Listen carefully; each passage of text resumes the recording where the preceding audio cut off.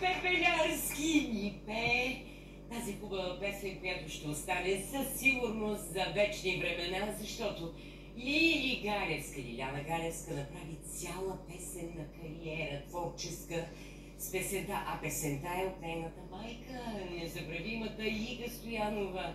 Вечна памет, ще кажем и сега. И аз се питам, как е възможно хората от този трънски край да имат такова богато чувство за хубаво. Ето и сега. Кажи, Емиле, към кого адресира песента?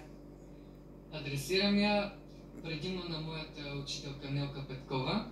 Така ти го каза. Разбира се. И към моята баба. Съм сигурен, че ме гледа. Заедно ще го гледаме предаването.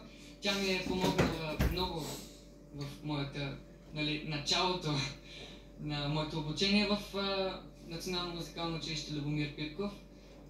Тя някакси заедно с госпожа Петкова, разбира се, успяха да запалят още повече българското в мен и да ме развият.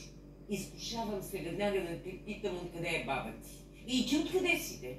От Добруджанско, от Айдемир. Айдемир! Силистренско! Ах, какъв клуб има там, Георги Жеков. Здравейте, приятели! Здравей! Ще кажа на Благовеста Димитров, един голям организатор. Скоро ще дойдат добружанци тук. Ето какво се получава. Тя, добружанката, има сладост към трънския край. Неговата песен.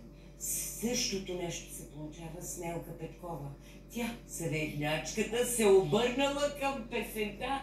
Откажи речи моя край, макар че обявих се като гралка на половина. Ние сме длъжни сме като преподаватели да умеем да предаваме песните от всички фолклорни области, не само от тези, които са нашите, там където ние сме родени, защото